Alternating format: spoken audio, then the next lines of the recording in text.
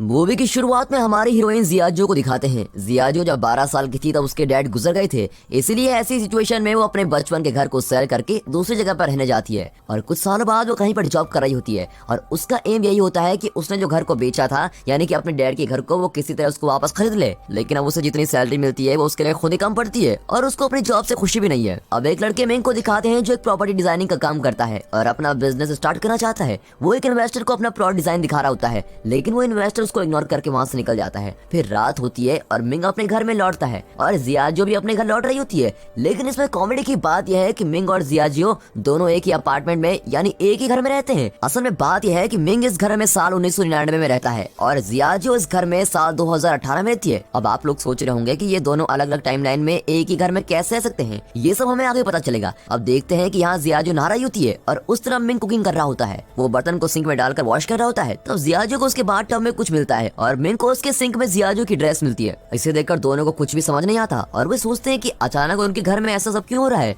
लेकिन बहुत थक जाने के कारण दोनों इसके बारे में ज्यादा नहीं सोचते और बेड पर जाकर सो जाते हैं। फिर अगले दिन सुबह मिंग के चेहरे पर जियाजो एक जोर का तमाचा लगाती है। वो दोनों शॉक होकर उठकर देखते हैं तो उन दोनों के कमरे मिक्सअप हुए होते हैं और वो कमरा पहले से भी बड़ा होता है। अब ये सब देखते ही दोनों घबरा जाते हैं। फिर जियाजो मिंग को चोट समझकर वहाँ की चीजों से मारने लगती है और मिंग भी यहाँ वहाँ भाग रहा होता है। तब उन्हें समझ में आता है कि दोनों के कमरे मर्ज हुए हैं। अब मिंग उसके कमरे से विंडो से बाहर देखता है, तब वहाँ बादल छाए हुए होते हैं और यहाँ जियाजो अपने कमरे से बाहर देखती है तो वहाँ तेज धूप होती है। फिर मिंग अपना डोर ओपन करके बाहर जाता है, तब उसे कुछ अलग नजारा नहीं दिखता। वो अब तक साल 1999 में होता है। लेकिन जब जियाजो मिंग के दरवाजे से बाहर देखती है तो वो एकदम शॉक हो जाती है, क्योंकि वो अब तक तो ईयर 2018 में जी रही थी, लेकिन उसे बाहर 1999 के सीन्स दिखते हैं और वो घबरा कर अंदर आती है और डोर लॉक कर देती है। फिर वो अपने कमरे के दरवाजे को खोलकर देखती है, तब वो फिर से 2018 में आ जाती है। लेकिन अब ये देखकर मिंग बड़ा ही हैरान हो जाता है, क्योंकि वो अब तक 1999 में जी रहा था और अब 2018 में टेक्नोलॉजीज और भी एडवांस हो गई होती हैं। फिर दोनों घबरा कर अंदर जाकर डोर लॉक कर देते हैं। फिर वे दोनों समझ जाते हैं कि दोनों एक ही अपार्टमेंट में अलग अलग टाइमलाइन में जी रहे हैं।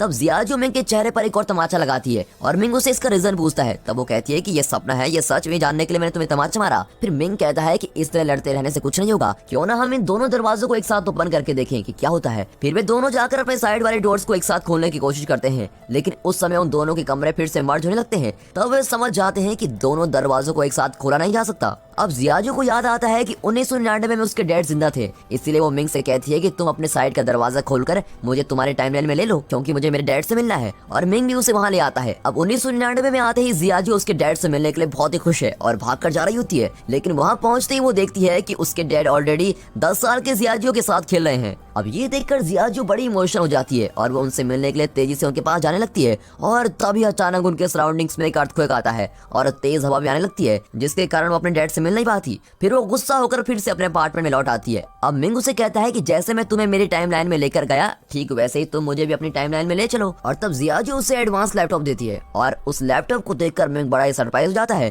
क्योंकि उसके टाइमलाइन में तो सिर्फ कंप्यूटर्स हुआ करते थे। तब वो खुद को फ्यूचर में देखने के लिए उस लैपटॉप में अपना नाम टाइप करके सर्च करता है। तब उसके सराउंडिंग्स में अर्थक्वेक आने लगती है और फिर जियाजो को ये समझ आता है और वो मिंग से कहती है कि हम दोनों हमारे पास्ट या फ्यूचर के लोगों से कांटेक्ट नहीं कर सकते और ऐसा करने की कोशिश करते ही इस तरह के अर्थक्वेक आ जाएंगे और इस तरह हम दोनों एक साथ डोर ओपन नहीं कर सकते। अब तुम्हारे डोर को सिर्फ तुम ही ओपन कर सकते हो और मैं उससे बाहर आ सकती हूँ, और मेरे डोर को सिर्फ मैं ही ओपन कर सकती हूँ और तुम उससे बाहर आ सकते हो। इस तरह वो मिंग को सारी बातें समझाती है। अब अगले सीन में एक साइंटिस्ट और एक अमीर बिजनेसमैन एक मीटिंग में बातें करते हुए दिखाते हैं। तब वो साइंटिस्ट कहता है कि हमने उस डायमेंशनल टाइमलाइन को क्रिएट कर लिया है, लेकिन वो टाइमलाइन हमारी जगह पर ना आकर इस सिटी में किसी और प्लेस में क्रिएट हो गई है और हमें किसी भी तरह उस प्लेस को फाइंड करना होगा। इस तरह वो उस बिजनेसमैन से कहता है, लेकिन उस बिजनेसमैन के माइंड में सिर्फ एक ही बात चलती है कि उस टाइमलाइन के जरिए बहुत सारे पैसे कैसे कमाए जाए। लेकिन मीटिंग खत्म हो जाती है पर बिजनेसमैन का चेहरा नहीं दिखाया जाता। अब रात हो जाती है और मिंग और जियाजो को नींद नहीं आती। अब जियाजो कहती है कि मेरे डैड मुझे छोड़कर ऊपर चले गए, इसलिए मैं ऐसी सिचुएशन में आ गई हूँ। मुझे जब तक उनकी याद आती है तब मैं उनकी कार की को देखती रहती हूँ और लोन न चुकाने की वजह से मेरे बचपन का घर भी मेरे हाथ से निकल गया है, लेकिन मैं उस घर को वापस खरीद कर ही रहूंगी। अब इस तरह वो इमोशनली बातें करती है।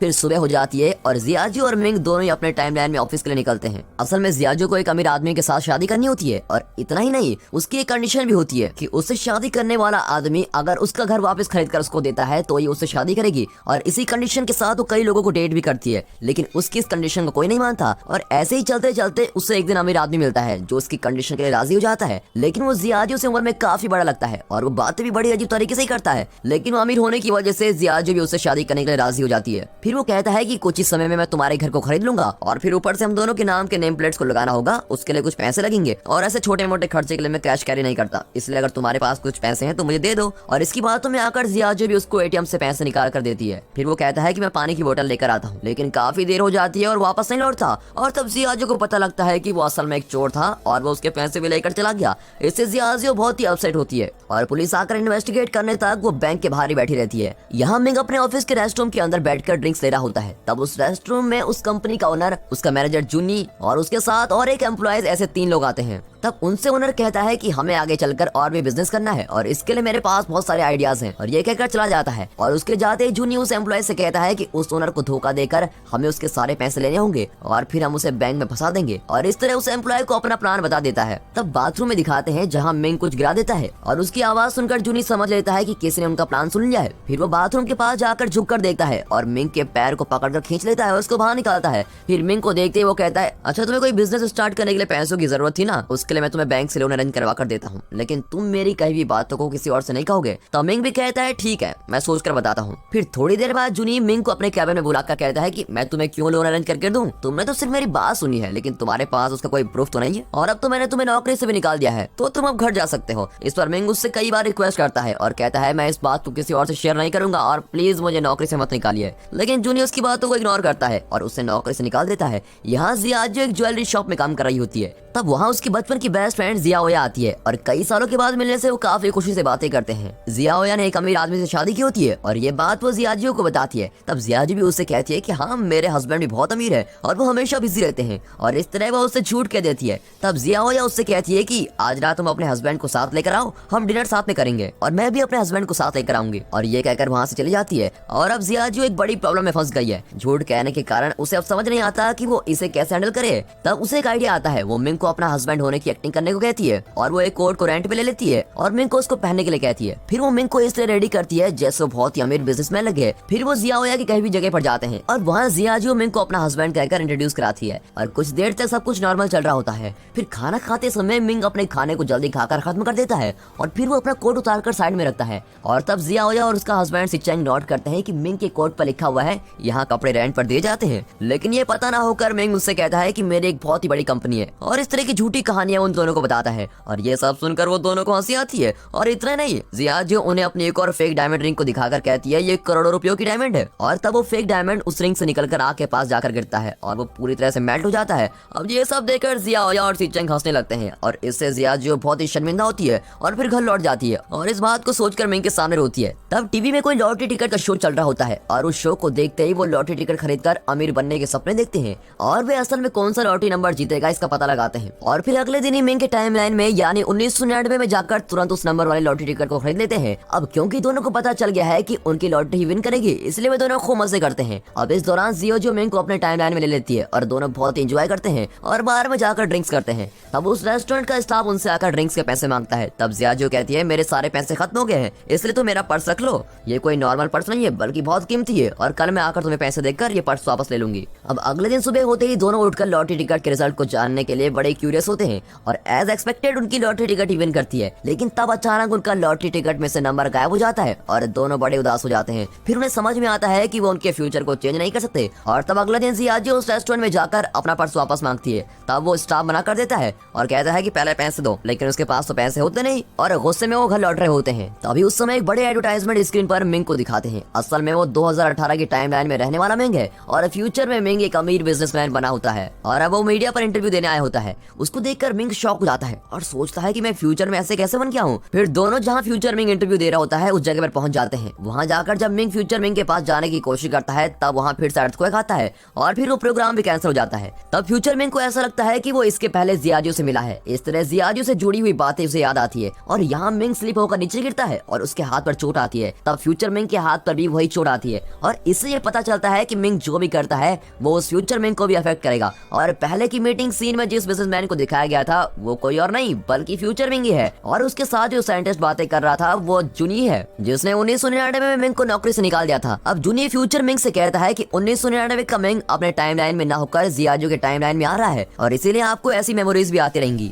और ये सब बातें आप पर भारी पड़ सकती है। यहाँ अगले दिन मिंग अपने ऑफिस में जाकर जूनी से मिलता है और कहता है आप क्या मुझे नौकरी से निकालेंगे, लीजिए मैं खुद ही नौकरी छोड़ रहा हूँ। और ये कहकर रिजाइनेशन लेटर देकर चला जाता है। और यहाँ फ्यूचर मिंग जियाजो की ज्वेलरी शॉप में आकर उसे डेटिंग पर अपने कार में लेके जाता है, लेकिन वो जितनी खुश उस 1999 वाले मिंग के साथ थी उतनी खुशी उसे इस फ्यूचर मिंग के साथ रहने पर नहीं मिलती। अब फ्यूचर मिंग उसे एक कॉस्टली रेस्टोरेंट में लेकर जाता है, लेकिन फिर भी जियाजो कुछ मिस कर रही होती है। डिनर करते समय फ्यूचर मिंग उससे कहता है कि मुझे पता है कि तुम 1999 वाले मिंग के साथ रह रही हो, लेकिन अब तुम मेरे पास्ट के साथ मत रहो क्योंकि इससे मेरा फ्यूचर अफेक्ट हो सकता है। मैं किसी गोल के साथ आगे बढ़ रहा हूँ लेकिन उसमें तुम्हारी वजह से कोई प्रॉब्लम आ सकती है और तुम्हारे बचपन के घर को मैं तुमको वापस खरीद कर दे दूंगा, लेकिन उसके बदले में तुम्हें 1999 वाले मिंग को छोड़कर उससे दूर जाना होगा। अब ये सुनकर और कोई रास्ता न होने पर जियाजो भी इसके लिए एग्री करती है, लेकिन वो उस घर के लिए नहीं बल्कि उसकी वजह से मिंग के फ्यूचर में कोई प्रॉब्लम्स ना हो ये सोचकर हाँ कर देती है। फिर जियाजो घर आते ही मिंग से कहती है कि मुझे और कोई जगह पर अच्छी नौकरी मिल चुकी है, इसलिए मैं यहाँ से जा रही हूँ। और अगले दिन सुबह होते ही वो अपना सारा सामान लेकर उस अपार्टमेंट से बाहर निकलती है और मिंग को छोड़कर जाने के बारे में सोचकर रोने लगती है। लेकिन जियाजो ने अपने टाइमलाइन में जाते समय उसके डोर को लॉक नहीं किया होता है और वो जरा सा ओपन रह जाता है और इसे मिंग भी नोट करता है और अब मिंग जियाजो की हेल्प के बिना ही उस टाइमलाइन में इजीली जा सकता है। अब मिंग के टाइमलाइन में उसका मैनेजर जूनी उस कंपनी के ओनर पर अटैक करता है और इससे ओनर बेहोश हो जाता है। फिर जूनी घबराकर उसे ड्रिंक्स पिलाने लगता है। असल में उसका प्लान ये होता है कि उसे ड्रिंक्स पिलाकर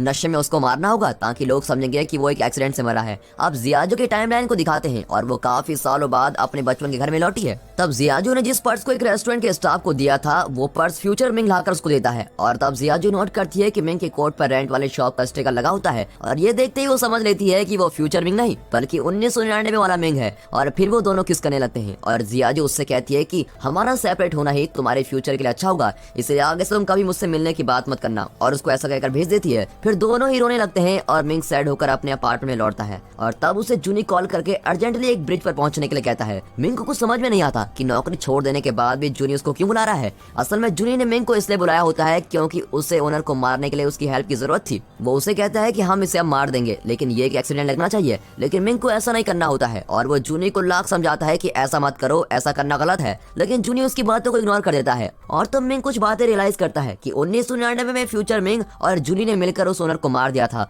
और इसी वजह से मिंग को मैनेजर की पोस्ट मिली थी और इस तरह से वो इतना अमीर बन गया था। ये सारी बातें मिंग समझ लेता है और तब मिंग उस कार की कीचेन को नोटिस करता है और ये वही चेन है जिसे देखकर जियाजो अपने डैड को याद करती है, यानी वो ओनर ही जियाजो के डैड हैं। अब ये समझते ही मिंग सोचता है कि मैंने जो मिस्टेक की थी उसे मैं ही ठीक करूंगा। फिर वो जाकर जूनी को रोकता है और उस ओनर को बचा लेता है और ऐसा करने पर फ्यूचर मिंग गायब हो जाता है और जियाजो को अपने डैड वापस मिल जाते हैं और वो फिर से बचपन से अपने डैड के साथ टाइम स्पेंड करने लगती है। अब टाइम पास्ट में जाने से वहाँ सब कुछ बदलने लगता है और मिंग भी सभी को बदलते हुए देखता है और वो तब जियाजो से मिलने के लिए उस अपार्टमेंट की तरफ भागता है और दोनों एक दूसरे से मिलने के लिए भाग कर आते हैं और फिर दोनों एक ही जगह पर मिलते हैं। तब जियाजो धीरे धीरे गायब होने लगती है। तब मिंग उसे कहता है कि अब कुछ देर में तुम गायब हो जाओगी और अब तुम तुम्हारे पास्ट में आ गई हो और अब तुम उम्र में मुझसे 7 साल छोटी भी हो। तुम मुझे नहीं जानती लेकिन मैं तुम्हें अच्छी तरह से जानता हूँ, मैं तुम्हारा साथ नहीं छोड़ूंगा और मैं तुमसे मिलने जरूर आऊंगा। ऐसा कहते रहने पर जियाजो गायब हो जाती है। अब 8 साल बाद दिखाते हैं कि अपने पसंद की कोई म्यूजिक सुनकर जियाजो उस म्यूजिक की तरफ चलकर आ रही होती है और वहाँ आते समय मिंग उसको देख लेता है और मिंग उसके पास आने लगता है। तब पास आते ही जियाजो उसे किक करती है और गुस्से में पूछती है कि क्या तुम चोर हो, इस तरह मेरे पास क्यों आ रहे हो। और इससे मिंग सोचने लगता है क्या अब भी हमें इस प्यार को लड़ाई से शुरू करना पड़ेगा। और दोस्तों इसी के साथ ये मूवी यहाँ पर खत्म होती है। दोस्तों ये मूवी आपको कैसे लगी हमें कमेंट करके जरूर बताइएगा